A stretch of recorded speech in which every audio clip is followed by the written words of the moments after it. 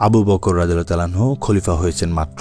কিন্তু রাসূল সাল্লাল্লাহু আলাইহি সাল্লামের মৃত্যু সংবাদ ছড়িয়ে পড়ার সাথে সাথে পুরো আরবে নানা বিদ্রোহ, ভণ্ড নবী দাবিদাররা মাথাচাড়া দিয়ে উঠল।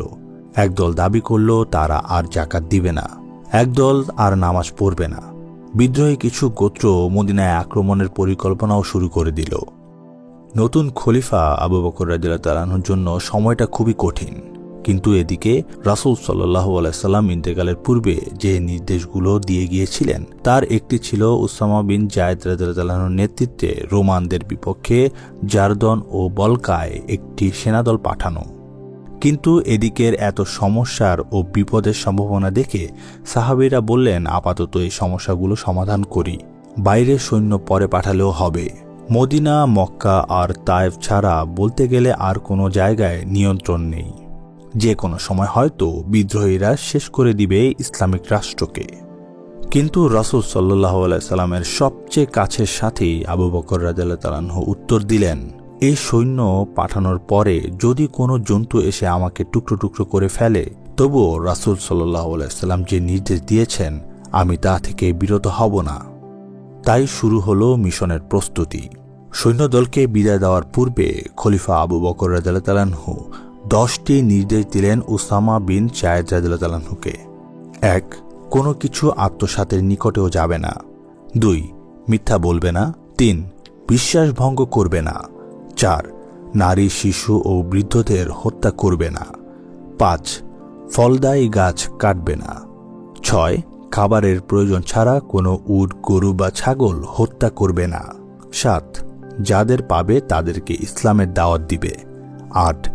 যাদের সাথে সাক্ষাৎ হবে তাদের যথাযথ সম্মান দিবে। 9. যখন তোমার কাছে খাবার আসবে আল্লাহর নাম নিয়ে খাওয়া শুরু করবে। 10. গির্জায় আশ্রয় নেওয়া ইহুদি খ্রিস্টানদের সাথে লড়বে না। উসামা রাদিয়াল্লাহু তাআলা আনহু তার মিশনে সম্পূর্ণ সফল হয়ে বিশাল সম্পদ নিয়ে ফিরলেন 40 দিন পর।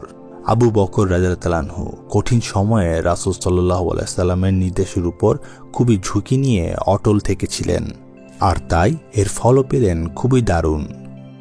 যারা বিদ্রোহ করতে চাচ্ছিল তারা দেখল রাসূল সাল্লাল্লাহু আলাইহি সাল্লাম নেই তো কি হয়েছে, ইসলামের শক্তি একটুও কমেনি।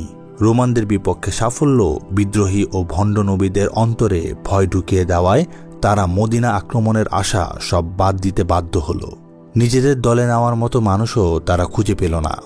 যারা যাকাত দিতে চাচ্ছিল না তারা নিজে থেকেই যাকাত দিতে রাজি হয়ে গেল, আর যুদ্ধে পাওয়া সম্পদ মুসলিম রাষ্ট্রকে অর্থনৈতিকভাবে শক্ত করল।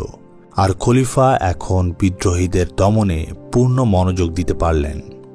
হযরত আবু বকর রাদিয়াল্লাহু তাআলা আনহু ইসলামের সবচেয়ে কঠিন সময়ে রাসূল সাল্লাল্লাহু আলাইহি সাল্লামের নির্দেশের প্রতি পর্বত পরিমাণ ভরসা, আস্থা ও দৃঢ়তা সর্বকালের মুসলমানদের দেখিয়ে গেলেন। যত যাই হোক না কেন রাসূল সাল্লাল্লাহু আলাইহি সাল্লামের আদেশ মানো, অন্য কিছু খুঁজো না, সাফল্য তোমরা পাবেই। তাই আমাদের উচিত নবীজির দেখানো পথে নিজেদেরকে পরিচালিত করা। নবীজির দেখানো পথ অনুসরণ করলেই আমরা আল্লাহকে খুঁজে পাব। আজকের এই ভিডিও এই পর্যন্তই। ভিডিওটি ভালো লেগে থাকলে লাইক, শেয়ার এবং কমেন্ট করুন। এখনও যারা আমাদের চ্যানেলটি সাবস্ক্রাইব করেননি চ্যানেলটি সাবস্ক্রাইব করুন। দেখা হবে আগামী ভিডিওতে। আসসালামু আলাইকুম।